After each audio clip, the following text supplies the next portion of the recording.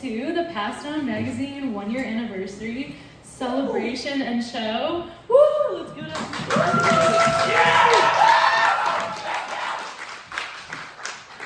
So, my name is Zoe. I run a podcast here in town called Mukbang, where I chat with local artists. But today I will be chatting with a local magazine, Passed Down, to talk about the magazine, the growth over the past year, and all of those good things. So before we get into it, this is a question that I always like to ask everyone because it's always changing, and especially for people involved in the music industry. What is a song that you have had on repeat lately, right now?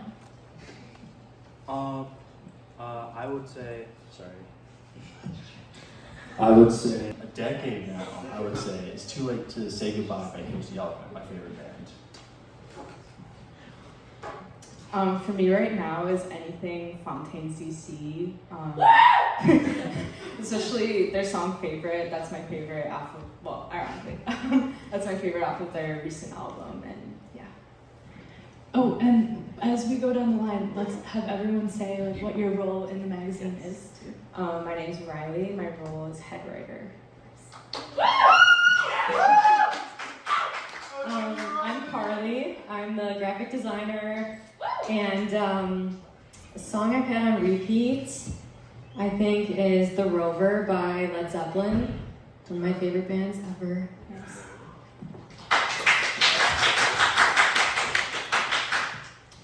Howdy, my name is Taeyeon. I am just a writer here at Passed Down, and I'm gonna go with two songs, or one song, Two-Headed Pig by Aftercare. Woo! Rotation constantly, but also anything by Doechii. She also won a Grammy recently, so Yes. definitely gonna start bringing that over. But yeah. I'm Will, I'm a writer for Passed Down, and I'm gonna go with Tonight by the Smashing Pumpkins. Hello, my name's Callum. I'm also a writer for Passed Down Magazine. Something I've been listening to a lot recently is Von Dutch by Charlie XCX. I thought her Grammy performance was really crazy. So yeah, I've been bumping that one. Nice. Rat summer continues into 2025. All right, so first question I have for you guys, pretty easy. It could be hard if you overthink it too much, but what inspired you guys to start Passed Down Magazine? Okay, so it's a bit of a half and half story of two reasons as to why the magazine started. So I don't know if anyone here is local to the Champaign music scene or like university and everything, but there's a magazine called The Collective. So when I was a junior, starting out junior, so fresh junior, I tried to get onto the board for Collective magazine and it did not accept me. So I was a little butthurt for the whole situation. And at the time I was playing in a band called Garden Girls, so I kind of chose to infuse the two ideas of the two things I really like to do, which was write about people and like look through a magazine and play music. So from that, I made the magazine and started it. I started it with Will here, and from there we added everyone else onto the team over time, and now we're here to 1 year. So I would say that is the main reason why the magazine started. Gotcha, and how did you go about looping in the rest of the crew? That's also a really, really interesting story. So the first magazine was just a wild idea, and we were just seeing if we could even do it. And at the time, it was me, Will, and Callum that were working on the magazine. But you can tell clearly here on the 12 magazines that we have on the wall, the exact point in which we got Carly onto the team. You can see that the first three look kind of shit at the moment, but the moment we got Carly on the team, which we desperately needed because we didn't know how to do graphic design, everything improved in terms of look. And then from there, we got Riley, we got Tam, we got other members of the team, and the quality of the writing just improved immensely. And so from there, we've just seen drastic growth too. Yeah, that's really cool. And I think especially, being in the Champaign-Urbana area, and I was interviewed in the first magazine, it has been very cool to see the growth and the change and just the variation of artists as well that you guys have had throughout this year as well too. So what would you say, like, aside from the graphic elements and stuff like that, what were some things that you guys like learned to kind of build and like hone in and make better throughout the year? I can say from my entire role as the editor and founder of the magazine is just to make sure that we're selling magazines and correctly getting to an area where we're highlighting artists that need to be highlighted and to expand the scene. So my biggest stressor is just making sure people realize that we're, releasing a magazine and that the people in there are people that we do want to prop up and expand. So what I've learned the most is just the best way to do it is to meet the bands, and luckily enough, I was part of the music scene and could move over and talk to people constantly, but I'm sure that the perspective is a little different for, head writer, head graphic designer, and everything, so I'm gonna pass over to that. Yeah, Carly, for the graphic design aspect of things, what would you say is the most fun part about jumping into working with Pass Down Magazine? What would you say was the most challenging part? It's been a lot of fun. I am mostly a fine artist. I don't do a lot of graphic design like school-wise, so I really wanted to try that out. Like with the collective, I was part of that magazine organization, and then I just hopped on the Pass Down team, and I just had a lot of fun with it. I'm really glad that everyone trusted me to take a stab at it, and it's been super fun. I think my biggest challenge has been, just working with the photos that I'm given. I think is a little bit challenging sometimes just to make it work. A lot of the formatting stuff, basic graphic design, just challenges, but it's kind of an exercise in time management and planning, which is a good skill to practice. Definitely. And how about from the writing aspect?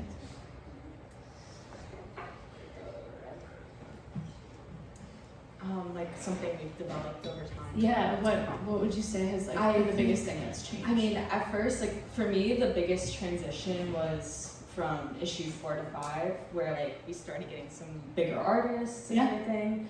But at the same time, we still want to, at the heart of everything, highlight the local scene. So over time, we've kind of found how many artists we have per issue, kind of a ratio, we have a bigger artist on the cover to lift up some of the more local, smaller bands who have less following and that kind of thing. So I think we really do try to find a balance in each issue, and I think that comes through. So Definitely. I definitely agree with you there. For the selection process for these music industry professionals and these bands that you're featuring in the magazine, what is that selection process like? How do you go about choosing, and like you said, how do you go about balancing that mix of maybe a more established artist to maybe someone that is a little bit more new to the industry? I think we always try to go off of our individual tastes, and we have now we're fortunate enough to have bands reach out to us, but at the same time we want to highlight the bands that we find and in a way kind of build that reputation as tastemakers in a way. Definitely. So hopefully our readership will we hope that our readership will kind of fall in love with our own tastes and kind of find new bands through us. That would be the dream of the song. Definitely. And I think as we saw by the first question this evening, you guys all have very unique preferences when it comes to music, so I feel that's really cool to have too. Does it ever get does anyone have to elbow each other out, no, I want to interview this artist, or do you guys tend to come to an agreement pretty easily? I can answer that. I don't think we've ever had an instance where people are arguing over who to interview, but more often than not, because we have such a diverse background of just music taste and people that we enjoy or have seen before, that more often than not, it's just always conversations about who they are, what they're about, and why we should have them in the magazine. And I also think it's important to mention that in our process to select individuals to be in the magazine, the entire idea and philosophy behind the magazine is to work as a funnel-up system, where the cover artist is a either like a larger artist or an artist that we're more familiar with, Right. and then bands that we're also familiar with but maybe don't have the same name calling to the band that's on the cover. The entire idea is to at least gain exposure for all the artists in the magazine through the front cover. And what a lot of people don't know is that for every magazine we also have group chats. So Okay. 1 through 12 we have group chats with all the bands in them, and everyone interacts, and from that we see dozens of shows get created through the magazines through the magazine as well. That is so cool. Creating that interaction and that opportunity for even more growth within the community, which obviously we know Champaign-Urbana already has a super rich local community, but just fueling that even more is super, super cool. Another thing that I just really enjoy is being able to highlight artists who wouldn't otherwise get press. Yeah. You know? And I feel like any artist or any musician who's putting their work out, they deserve that recognition and that like press. And so it's nice, like with kind of like our aesthetic that we've developed, a very like kind of like more modern professional look. It's nice to be able to give like smaller artists who wouldn't otherwise have the opportunity, like that chance for press. I think it's really Absolutely. special. Now, you guys release both paper copies and digital versions of the magazine. Where do you feel that? How do you feel that paper magazines play a role in this digital era? And do you feel like they still have as a space? Do you feel like people still gravitate towards them, or do you think it kind of is switching a little bit more to the digital? I would say it's actually really interesting. That's a really good question because as of right now, we actually don't sell any more digital copies. We used to, but we stopped doing that because we figured that the only real reason to own a magazine is to have it physically in front of you. Yeah. And there's a collectability to it. So what I find really attractive about the magazine, aside from being able to work with all of these musicians and everyone here, is that anyone who were to buy the magazine every month would have a very detailed catalog of exactly the music that's happening here Right. and all over the country now, because now we're getting artists from California, New York, Chicago, obviously. So if you wanted to know what the Champaign music scene was or underground music scene was, it's cataloged in the magazine. Yeah. So that, for me, in terms of digital and print is superior. And it's actually growing. So every single issue since #1, we have grown and sold more copies. So we're able to actually expand a little bit more, and it's awesome. So we're tapping into different scenes like Purdue's scene, ISU's scene. So it's more than just Champaign now, which is great. That is very exciting. And yeah, I feel like it's very much a time capsule, right? Each month that it gets issued, it's like a little timestamp of all the artists and things that were going on at the time. For the next year of Pass Down magazine, what do you guys have planned? So What's the future look like? I know you guys some people are graduating, so that's the other thing. yeah, the plan, it is super vague and also super complicated. So whether or not people are going to be able to join us next year for it, depending on where they're going and their own personal goals, Right. is up in the air. But the intention is to keep going and to keep releasing a magazine every month. And while Riley can expand a little bit more on very future goals, maybe not next year, but the overall goal for all of us is to open a venue at some point and be point of contact to support local artists that we think deserve the point of contact to play shows and to get exposure. So I can let her explain a little bit more on that. Yes. So I would say like right now we're kind of, Champaign is like the home of Pass Down. I think right now we're kind of playing out our time here. But when it comes to summer, we're kind of planning to transition and relocate to Chicago, which a lot of our recent issues have covered more like Chicago artists. In the future, the ultimate goal, we would love to open a DIY space, eventually licensed space. And we've been fortunate enough to connect with a lot of the artists that we've worked with in a way where like they would want to continue to collaborate with us in that way. So it's great to have those contacts, and again, we've just been so blessed in that area.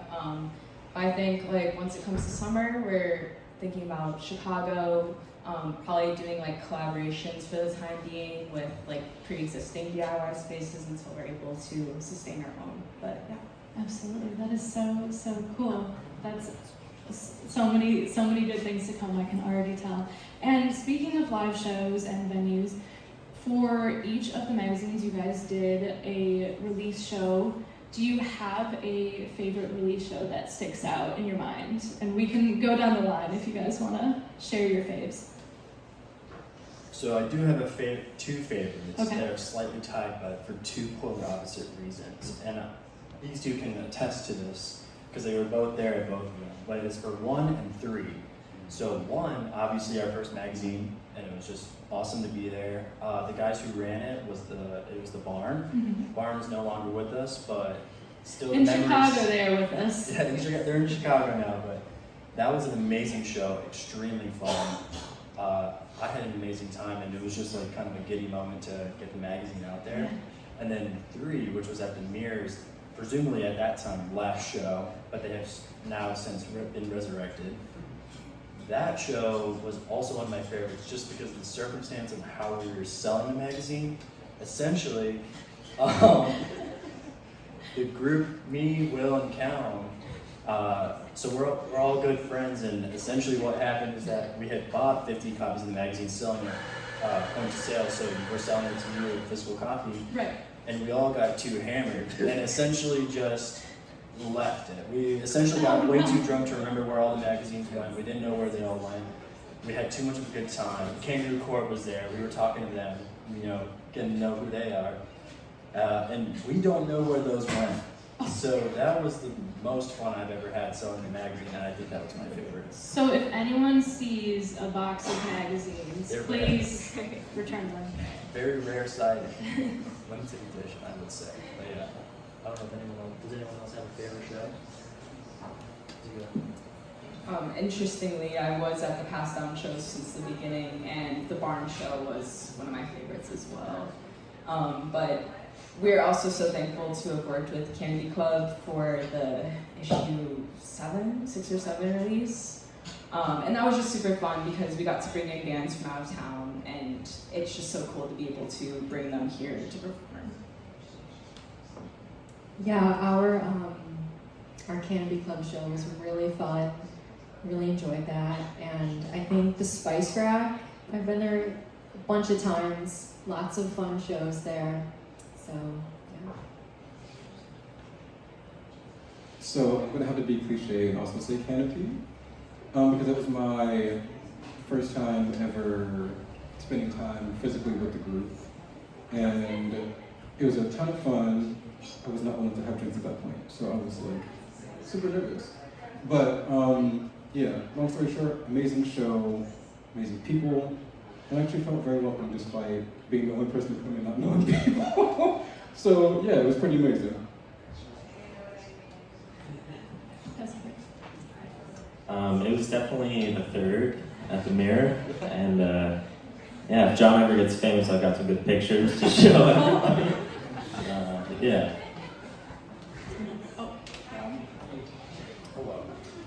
Yeah, I would say it's a toss-up between the first show and the 3rd show. The first show was cool because we got to, we had this number in our head of how many magazines we had to sell to, break even. And then once we got that, I just remember celebrating. We did it, and then people came. People were still coming, they wanted more magazines. So it was cool, that first show. It showed that we had made something cool and that people were taking an interest, and it was starting to, it resonated with people. That is what was super cool about that first show. To be okay, this is something cool and people like it, so there's a future here, and the proof is on the wall, so yeah. I would also like to mention that we're coming to the Spice Rack and the Cosmo within the next 2 months. Something like that. I don't know exactly the timeline, but we're going there soon.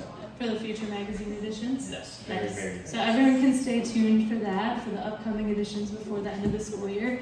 Thank you guys so much for chatting with me, and congratulations on 1 year of Pass Down Magazine. It has been so cool to see from the start how everything has grown, and all the cool artists that you guys have featured in the scene and just how much you guys have helped with that as well. So stick around. We've got the bands playing afterwards. After Karen Brain sets. Yes. Right over here. All right.